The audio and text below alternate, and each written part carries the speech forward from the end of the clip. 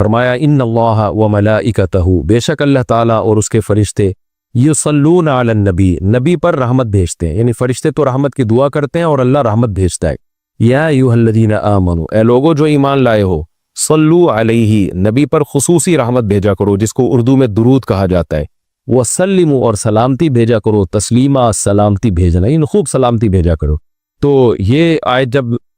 اس آیت کی وجہ سے علماء نے یہ مسئلہ فقہاء نے بیان کیا ہے کہ زندگی بھر میں ایک مرتبہ درود بھیجنا ہر مسلمان پہ فرض ہے، کیونکہ اللہ نے حکم دیا ہے، اور الامر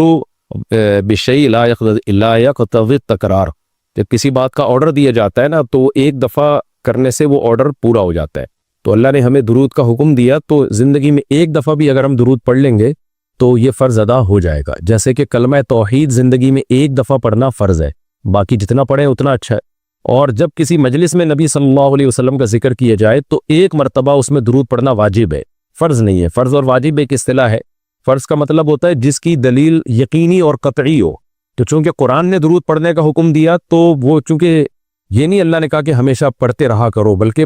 پڑھو، تو ایک دفعہ پڑھنا اس قطعی یقینی دلیل کی وجہ سے فرض ہے۔ تو فرضیت ایک ایسی چیز ہوتی ہے جس کا انکار کرنے سے انسان کافر ہو جاتا ہے، کیونکہ اس کی دلیل بہت مضبوط ہوتی ہے۔ اور دوسری حدیث میں آتا ہے کہ وہ شخص بخیل ہے کہ میرے سامنے اس کا تذکرہ کیا جائے اور مجھ پر درود نہ پڑے۔ تو اس حدیث یہ چونکہ خبر واحد ہے، کیونکہ ظاہر ہے قرآن جس طرح تواتر کے ساتھ ثابت ہے، اس طرح اخبار آحاد جو خبر واحد ہوتی ہیں وہ اس طرح تواتر کے ساتھ ثابت نہیں ہوتی، تو اس میں تعویل کا بھی امکان ہوتا ہے۔ تو اس لیے فقہاء، خاص طور پر احناف جو ہیں، فقہاء حنفیہ، انہوں نے فرض اور واجب ایک ٹرم بنائی ہے شرعی مسائل کو سمجھانے کے لیے۔ تو اس لیے انہوں نے کہا کہ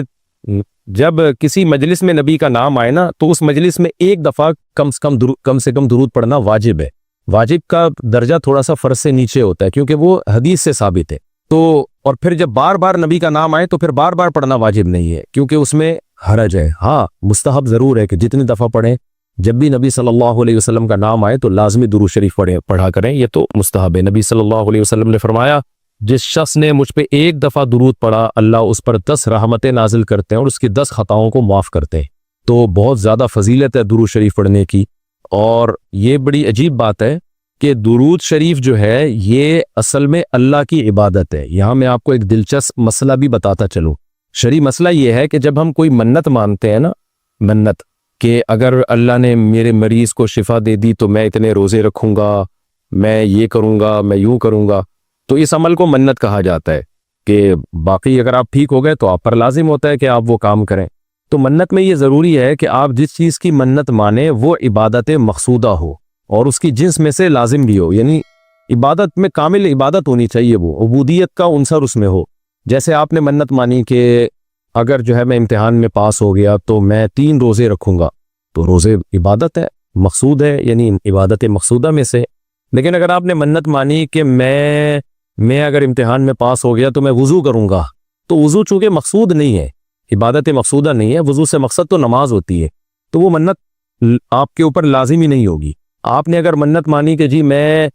صدقہ کروں گا، تو صدقہ عبادت مقصودہ ہے اور اس کی جنس میں سے جو زکوٰۃ ہے وہ واجب بھی ہے، روزے کی جنس میں سے رمضان کا روزہ واجب ہے۔ آپ نے نفل نماز کی منت مانی تو بھی منت پورا کرنا آپ پر لازم ہے، کیونکہ نفل نماز جو ہے وہ عبادت بھی ہے اور اس کی جنس میں سے یعنی فرض نماز آپ پر لازم بھی ہے۔ تو اگر دونوں میں سے ایک شرط بھی نہیں پائی جائے گی تو منت پھر منعقد ہی نہیں ہوتی ہے۔ جیسے آپ نے کہا کہ میں جو ہے وہ اگر امتحان میں کامیاب ہو گیا، پاس ہو گیا، تو میں جو ہے اپنے والدین کی خدمت کروں گا، تو یہ خدمت ثواب تو بہت ہے لیکن عبادت مقصودہ نہیں ہے، عبادت مقصودہ نہیں ہے، تو یہ منت آپ پر پورا کرنا لازم نہیں ہوگی۔ خدمت تو کرنی چاہیے، ماں باپ کی خدمت سے بڑھ کر تو دنیا میں کوئی نیکی نہیں ہے، لیکن عبادت مقصودہ نہیں ہے۔ مقصودہ کا مطلب نماز، حج، یہ سب چیزیں جو ہے نا مقصود میں آتی ہیں۔ یہ کسی عارضے کی وجہ سے اللہ نے ہمیں حکم دیا ہے کہ تاکہ ماں باپ کو پریشانی نہ ہو۔ یہی وجہ ہے کہ اگر خدمت کے محتاج نہیں ہوتے تو پھر خدمت واجب بھی نہیں ہوتی، ان کی خدمت کے محتاج ہوتے ہیں تو واجب ہوتی ہے۔ لیکن نماز تو جب بھی ٹائم آئے گا آپ پر لازم ہوگی، زکوٰۃ تو سال گزرنے کے بعد جب بھی صاحب نصاب ہوں گے آپ پر لازم ہوگی، چاہے غریبوں کو ضرورت ہو یا نہ ہو، آپ پر تو زکوٰۃ واجب ہوتی رہے گی۔ تو اب علماء کا اختلاف ہوا ہے کہ اگر کوئی شخص درود شریف کی منت مانتا ہے تو کیا اس پر درود شریف کی منت پوری کرنا لازم ہے؟ تو بعض علماء نے کہا کہ نہیں، کیونکہ درود شریف بھی عبادت مقصودہ میں سے نہیں ہے۔ اس کی پہلے میں اور آسان مثال دیتا ہوں، جیسے تلاوت۔ علماء کہتے ہیں اگر کوئی یہ منت مانتا ہے کہ اگر میں امتحان میں کامیاب ہو گیا تو میں 3 پارے تلاوت کروں گا، تو یہ منت پوری کرنا بھی واجب نہیں ہے، کیونکہ قرآن پڑھنا بہت زیادہ ثواب تو ہے لیکن عبادت مقصودہ نہیں ہے، بلکہ مقصد قرآن سے کیا ہے کہ آپ کا دل بنے اور آپ کو آخرت کی یاد تازہ ہو، آپ کو شرعی حکام کا علم ہو۔ ثواب بہت ہے، ہر ثواب کا کام اصطلاحی عبادت نہیں ہوتا، خوب سمجھ لیں۔ عبادت کی بھی دو قسمیں ہیں، ایک عبادت ٹرم ہے، اصطلاح ہے، اور ایک عبادت مجازن ہم عبادت، ہر اچھے کام کو عبادت کہتے ہیں، اس لحاظ سے تو کھانا کھانا بھی عبادت ہے کہ اگر آپ کی نیت اچھی ہے اس سے، لیکن ایک ہوتی ہے مقصود عبادت، تو مقصودہ عبادت میں سے نہیں ہے۔ ثواب بہت ہے قرآن کی تلاوت کرنا، اللہ سے محبت کی علامت ہے، بغیر سمجھ کے پڑھنا بھی بہت بڑی نیکی ہے، قرآن بغیر سمجھ کے پڑھنا بھی، لیکن قرآن کی تلاوت کی منت جو ہے وہ منعقد نہیں ہوتی۔ تو اسی طرح اب یہ اختلاف ہوا ہے کہ اگر کوئی درود شریف کی منت مان لیتا ہے کہ اگر میں امتحان میں کامیاب ہو گیا تو میں 100 دفعہ درود شریف پڑھوں گا، تو کیا یہ منت پوری کرنا واجب ہے یا نہیں؟ تو بعض علماء کہتے ہیں کہ واجب نہیں ہے، وجہ اس کی ہے کہ درود شریف عبادت مقصودہ نہیں ہے، کیونکہ درود شریف کا مقصد تو یہ سید الانبیاء محمد صلی اللہ علیہ وسلم سے محبت کا اظہار، تو یہ نماز روزے کی طرح نہیں ہے۔ لیکن راجح قول یہ ہے جس پہ فتویٰ دیا گیا ہے کہ یہ منت پوری کرنا واجب ہے، کیونکہ درود شریف عبادت مقصودہ ہے، اور عبادت مقصودہ ہے اور اس کی جنس میں سے واجب بھی ہے، فرض بھی ہے۔ تو فرض کیسے ہے؟ کیونکہ قرآن نے ہمیں حکم دے دیا، اب زندگی میں ایک دفعہ درود شریف پڑھنا فرض ہو گیا، یہ مسئلہ تو آسانی سے سمجھ میں آ گیا کہ فرض کیسے۔ اب یہ ایک سوال پیدا ہوتا ہے عبادت مقصودہ کیسے ہے؟ نبی صلی اللہ علیہ وسلم کی تو عبادت جائز ہی نہیں ہے۔ اس کا بڑا دلچسپ جواب دیا حضرات فقہا نے کہ درود شریف اصل میں اللہ کی عبادت ہے جو ہم اللہ کو خوش کرنے کے لیے کرتے ہیں، کیونکہ اللہ نے ہمیں آرڈر دیا ہے، اور اس میں عبادت کا عنصر، عبادت کہتے ہیں جس کی جو ہے وہ جس میں عبودیت کا عنصر ہو، آپ بطور غلام جو کام کر رہے ہو، جس میں آپ کو لاجک پوچھنے کی بھی اجازت نہیں ہوتی۔ جیسے 5 نمازیں فرض ہیں نا، کیوں فرض ہیں بھی؟ لاجک کی بھی ہمیں حکم نہیں، ہم نے پڑھنی ہے۔ روزہ فرض ہے، اس کی حکمتیں اللہ نے بیان کی، لیکن وہ حکمتیں نہ بھی ہو تو روزہ رکھنا پڑے گا۔ تو درود شریف بھی عبادت مقصودہ میں سے ہے، اس لیے کہ اللہ نے ہمیں حکم دیا، تو ہم اللہ کو خوش کرنے کے لیے اللہ کی غلامی کے طور پر پیغمبر پر درود بھیجتے ہیں، تو اس سے درود شریف کی اہمیت بہت زیادہ بڑھ جاتی ہے، اور اس میں بہت ساری حکمتیں حاصل ہو جاتی ہیں کہ ہم اللہ کو راضی کرنے کے لیے، کیونکہ اللہ نے ہمیں حکم دیا ہے، جیسے نماز کا حکم دیا، زکوٰۃ کا حکم دیا، اللہ نے کہا کہ تم یہ عبادت کرو گے میری، یہ ہوگی میری، کیونکہ دعا عبادت ہے۔ دعا میں کیا ہوتا ہے؟ ہم اللہ سے بھکاریوں کی طرح مانگتے ہیں، تو اللہ نے کہا اور دعائیں تم مانگو نہ مانگو، یہ والی تو اسپیشلی تم پہ فرض ہے۔ ایک تو الاطلاق دعا مانگنا ہے نا، لیکن اسپیسیفک کوئی مخصوص دعا مانگنا تو فرض نہیں ہے، لیکن یہ والی دعا مانگنا ہم پہ اللہ نے فرض کیا ہے کہ تم نے پیغمبر کے لیے رحمت کی دعا کرنی ہے، یہ تم پہ فرض ہے، یہ مجھے خوش کرنے کے لیے فرض ہے۔ تو یہ عبادت ہے، لیکن اللہ کی عبادت ہے، اور نبی کے لیے دعا ہے یہ، تو اس سے درود شریف کی اہمیت بھی بہت بڑھ جاتی ہے، اور ہمیں سید الانبیاء صلی اللہ علیہ وسلم کی اہمیت کا بھی پتہ چلتا ہے کہ اللہ نے پیغمبر پہ درود بھیجنے کو اپنی عبادت قرار دے دیا ہے، تو سید الانبیاء صلی اللہ علیہ وسلم کی بھی ویلیو بہت زیادہ بڑھ جاتی ہے۔ جیسے قرآن میں آتا ہے نا کہ وَرَفَعْنَا لَكَ ذِكْرَكَ، ہم نے آپ کے تذکرے کو بلند کیا ہے،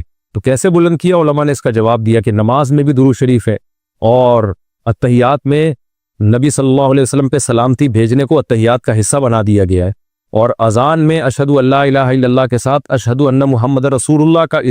کو بھی ایڈ کیا گیا ہے، تو اس سے سید الانبیاء صلی اللہ علیہ وسلم کی بہت زیادہ فضیلت ثابت ہوتی ہے، تو اس لیے درود شریف کا اہتمام کرنا چاہیے۔ جیسے شریعت میں بعض عبادتیں بعض اوقات میں زیادہ پسندیدہ ہیں، آپ دن میں نوافل پڑھیں اس کا بھی ثواب ملتا ہے، لیکن یہ نوافل آپ رات کے آخری حصے میں پڑھیں تو تہجد بن جائے گی، بہت زیادہ ثواب ہو جائے گا۔ آپ روزہ رکھیں، عام دنوں میں ثواب ہے، عید جمعرات کو زیادہ ثواب ہے، ایام بیز میں زیادہ ثواب ہے، رمضان کا تو بہت ہی زیادہ ثواب ہے، عاشورہ کا بھی ثواب ہے۔ تو جیسے جتنی بھی عبادتیں ہیں وہ خاص دن اور خاص اوقات میں ان کی فضیلت بڑھ جاتی ہے، تو ایسے ہی درود شریف کے بارے میں حدیث میں آتا ہے کہ عام دنوں میں بھی درود شریف میں بہت ثواب ملتا ہے، لیکن صحیح حدیث سے یہ بات ثابت ہے کہ جمعے کے دن درود شریف پڑھنا عام دنوں سے زیادہ افضل۔ اسی وجہ سے ہمارے اکابر کا ہمیشہ سے معمول رہا ہے، جو ہم نے دیکھا بھی ہے کہ وہ جمعے کے دن خاص طور پر عصر کی نماز کے بعد درود شریف پڑھنے کا بہت زیادہ اہتمام کرتے ہیں، اور جب وہ عمرے کے لیے یا حج کے لیے جاتے ہیں تو بھی مسجد نبوی میں اکثر وہ میں نے دیکھا اپنے بڑوں کو کہ وہ عصر کی نماز کے بعد نا مسجد نبوی میں صرف درود شریف ہی پڑھتے ہیں بیٹھ کے۔ ایک تو وہ جگہ ایسی ہے کہ جہاں سید الانبیاء صلی اللہ علیہ وسلم کا روضہ اطہر ہے سامنے، اور پھر وہاں جمعے کا دن بھی ہو تو، اور پھر عصر کی کا وقت جو ہے وہ قبولیت کا وقت ہوتا ہے جمعے کے دن، جیسے کہ حدیث میں آتا ہے نا جمعے کے دن ایک گھڑی ایسی ہوتی ہے جس میں دعا رد نہیں ہوتی، تو جمہور علماء اس طرف گئے ہیں کہ اس سے عصر کا ٹائم مراد ہے، اگرچہ اس میں اختلاف ہے لیکن جمہور اس طرف گئے ہیں کہ عصر کا وقت مراد ہے۔ تو جمعے کے دن عصر کے وقت درود شریف کا اہتمام کرنا چاہیے. اور ویسے بھی اگر آپ کو عصر کے وقت ٹائم نہیں ملتا تو جمعے کی نماز کے لیے آپ وقت سے بہت پہلے آ جائیں, نہا دھو کے تیار ہو کے اگلی صف میں بیٹھیں, اور خطیب صاحب کا بیان شروع ہونے سے پہلے آپ تحیۃ المسجد پڑھنے کے بعد درود شریف کی کثرت کیا کریں. تو اس کے بہت زیادہ فضیلت ہے اور ہمیں اللہ نے حکم دیا. اور علماء نے بیان کیا کہ درود شریف کو جو اللہ نے ہم پہ لازم کیا نا, اس میں ایک حکمت یہ بھی ہے کہ سید الانبیاء صلی اللہ علیہ وسلم کی بشریت ہمارے ذہن میں اور اچھی طرح بیٹھ گئی ہے. کیونکہ پچھلی امتیں جو تباہ و برباد ہوئی ہیں وہ اس لیے ہوئی ہیں کہ انہوں نے پیغمبروں کو اتنا اونچا مقام دیا کہ اللہ کے برابر لے آئے. جیسے عیسائیوں نے حضرت عیسیٰ کو اللہ کا بیٹا بنا دیا معاذ اللہ, اور جہاں ہمارے یہاں بھی جو بدعتی لوگ ہیں انہوں نے سید الانبیاء کو حاضر ناظر مشکل کشا کیا بنا دیا, تو شرک کرنے لگے. تو درود شریف میں ایک حکمت یہ بھی ہے کہ جب ہم نبی کے لیے دعا کرتے ہیں اللہ تعالیٰ سے کہ اللہ سید الانبیاء پر اپنی خصوصی رحمتیں نازل فرما اور آپ پر سلامتیاں بھیج, تو اس سے ہمیں یہ بھی پتہ چلتا ہے, یہ عقیدہ ہمارے دل میں بیٹھتا ہے کہ محمد صلی اللہ علیہ وسلم بھی اللہ کی رحمت کے محتاج ہے. تبھی تو ہمیں حکم دیا جا رہا ہے کہ ان کے لیے دعا مانگو. ہاں, یہاں ایک اشکال ہو سکتا تھا اس کا کہ بھئی اچھا اس کا مطلب نبی ہماری دعا کے محتاج ہیں. تو نہ, نبی ہماری دعا کے محتاج نہیں ہے, اللہ کی رحمت کے محتاج ہے. ہم دعا نہیں بھی مانگیں گے تو اللہ سے اپنے حبیب صلی اللہ علیہ وسلم پر رحمت بھیجے گا. لیکن اللہ نے ہمیں حکم یہ دیا تاکہ ہماری نظر میں یہ عقیدہ اور اچھی طرح مضبوط ہو جائے کہ تم بھی پیغمبر کے لیے اللہ سے دعا مانگا کرو. اس سے پتہ چلتا ہے پیغمبر تمہاری دعا کے محتاج ہو یا نہ ہو, لیکن اللہ کی رحمت کے بہرحال محتاج ہیں, اور پیغمبر بھی اس لائق ہیں کہ ان کے لیے دعا مانگی جائے. اور یہ اس سے ان کا مرتبہ کم نہیں ہوتا بلکہ مرتبہ بڑھ جاتا ہے, کیونکہ پیغمبر نے ہمیں یہ سکھایا ہے کہ یا ایھا الناس انتم الفقراء الی اللہ, اے لوگو تم سب کے سب اللہ کے در کے محتاج ہو. اور یہ جو میں نے کہا کہ پیغمبر اس لائق ہیں کہ ان کے لیے دعا مانگی جائے, تو اس کا کوئی یہ مطلب نہ لے کہ پیغمبر ہماری دعا کے محتاج ہے. یہ میں بار بار بتا چکا ہوں, ہماری دعا کے محتاج نہیں ہے, لیکن اللہ تعالیٰ یہ چاہتے ہیں کہ میں پیغمبر پر رحمت بھیجوں, لیکن اس میں امتیوں کا حصہ پڑ گیا ہے. حضرت مولانا اشرف علی تھانوی رحمہ اللہ نے اس کی ایک مثال دی ہے کہ جیسے کسی بادشاہ کو اپنے شہزادے سے بہت زیادہ محبت ہے, وہ ویسے ہی اس کو گفٹ دینا چاہتا ہے, اور آپ کو پتہ ہے کہ اس نے یہ گفٹ دینا ہے, لیکن آپ جا کے بادشاہ سے سفارش کر دیتے ہو کہ بھئی ان کو یہ گفٹ دے دو. اس میں آپ کا مقصد یہ ہوتا ہے کہ بادشاہ نے تو کرنا ہی ہے, تو بادشاہ کے دل میں ہمارا مقام بھی بڑھ جائے گا کہ دیکھو جو کام میں چاہتا ہوں تو یہ بھی مجھ سے وہی چاہتا ہے, اور اس سے نبی صلی اللہ علیہ وسلم سے بھی آپ کا تعلق بڑھ جائے گا, اور یعنی جو شہزادہ ہے نا اس سے بھی تعلق بڑھ جائے گا آپ کا. تو جب ہم اللہ سے دعا مانگتے ہیں نبی کے لیے تو ہمارا اللہ کا ریلیشن بھی بڑھتا ہے, اس سے اللہ خوش ہوتا ہے کہ دیکھو میرے حبیب کے لیے یہ بھی مجھ سے کہہ رہے ہیں رحمت بھیجنے کا, اور سید الانبیاء سے بھی ہمارا تعلق بڑھ جائے گا. قیامت کے دن یہ چیز سفارش میں معاون اور مددگار ہو سکتی ہے.